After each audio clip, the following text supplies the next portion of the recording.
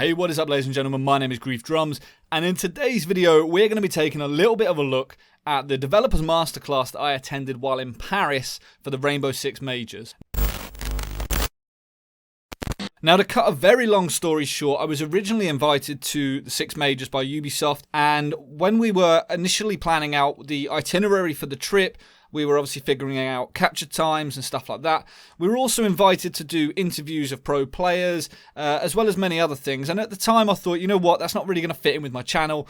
And in hindsight, I was really kicking myself thinking, you know what, I really think that a lot of my subs would really appreciate that kind of a thing and would enjoy watching that. So if that is the case, let me know, and if I do get invited to the Invitationals or any other UB event, I may consider doing something like that as well. But on the flip side, I also attended something called the Masterclass, as it was so eloquently put, and that pretty much consisted of about 30 or 40 content creators, pros, and media sitting down with a couple of devs, including Alexander Remy himself, Operation Hill, and pretty much discussing Siege and having questions and posing questions to them. And a few of you may remember I posted a few things a little while back on my channel saying, what would you ask the devs? So I took some of those questions with me.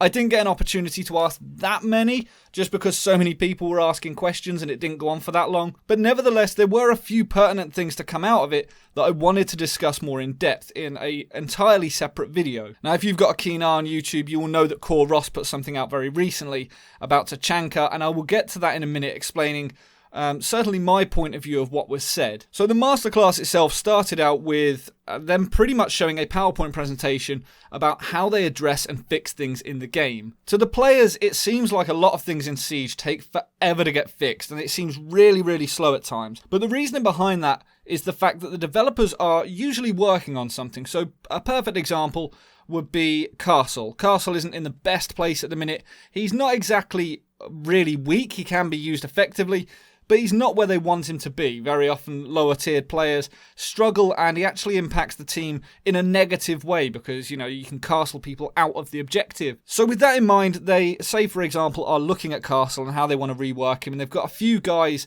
working on that, trying different iterations, and then something comes out like a new Monty Shield glitch that someone's trying out. And as a result, the community starts saying, we need this fixed now.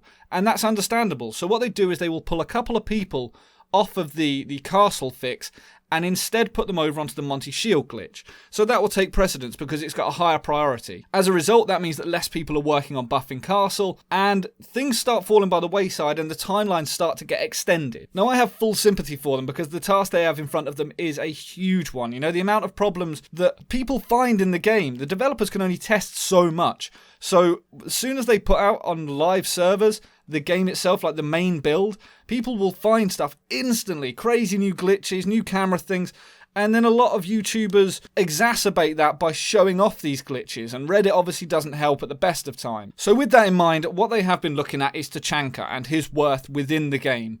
Now, we all know that Tachanka, he has great meme value, but that's about it. And instead, they're trying out and considering loads of different iterations as to how to improve him. Now, what they did say is they wanted to do a complete rework. They contemplated different, variations on how to play him, but they've also contemplated on retiring him completely from the game. Instead, we would probably get a different operator, or maybe none at all. I really don't know at this stage, because they don't want to disappoint people who like the current feel of Tachanka, and they are still trying to explore different options. When they explained that they potentially could just kill him off or retire him, that was a real shock to the system, because you think surely there's other iterations they can try, and it's something I would personally like to see on the TTS more. I'd like to see loads of crazy different variations of Tachanka to see what works and what doesn't, and actually have people test it and say, you know what, having a full Monty Shield actually works a bit better because people have to flank him or grenade him. He's got a limited turning circle. Or on the flip side of that, they can say, you know what, you've given him a full Monty Shield on the front of his turret. You just cannot challenge him when he puts it in the corner. So then they can rework it and say, oh, let's move him so he can't deploy close to a wall or a corner. He can only use it in a corridor to lock down that particular avenue. If that's not working, what about removing the turret completely and making it so that his light machine gun, he can walk around with it? And it's really hard hitting, but he can't ADS or, just trying out different things. I think that would be a much better way to go, personally. So one of the questions that was raised was by Macy J. He actually brought up about the victory animations. Obviously, when you buy elite skins, you get cool animations with them.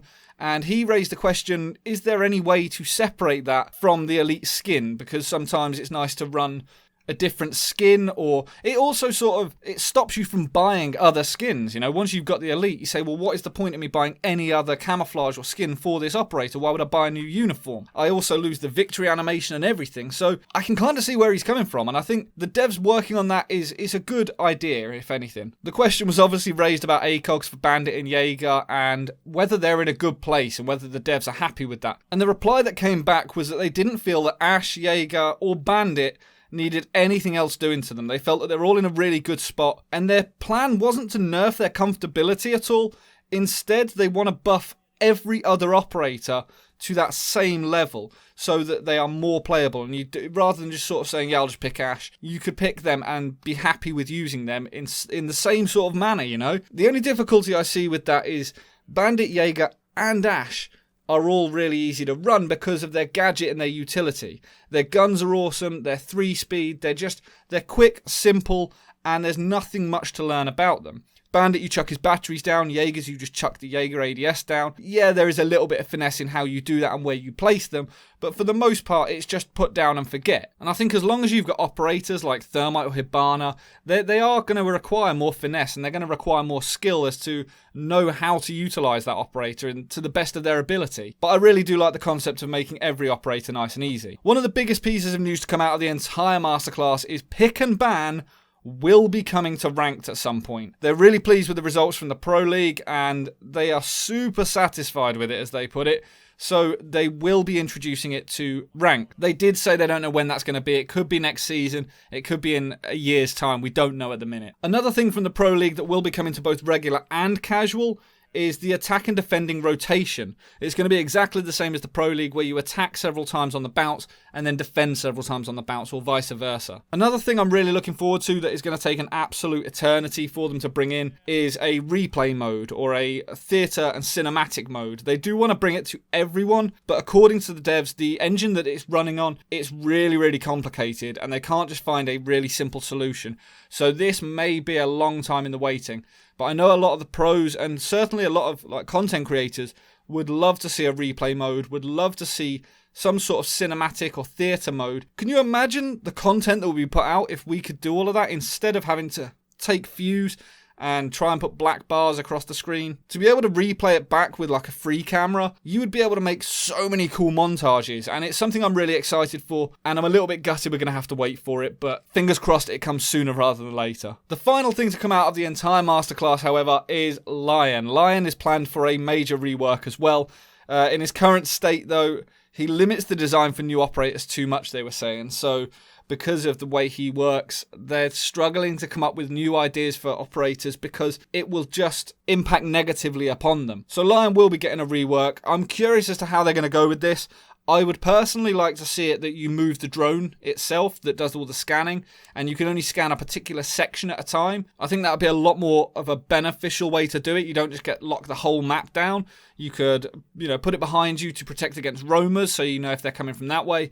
You could potentially just put it over the top of the site and scan that whole area. I don't know, I'll be honest, I haven't had a massive brainstorm about it. What are your ideas? What do you think? How's the best way to fix Lion, apart from completely removing him from the game? Because I know that people are going to say that. How do you think the devs should rework him? I'm afraid that's all for today's video. Hopefully you enjoyed it. If you did, please consider hitting that thumbs up. If you don't already, make sure to subscribe. And until next time, ladies and gentlemen, stay reckless and relentless.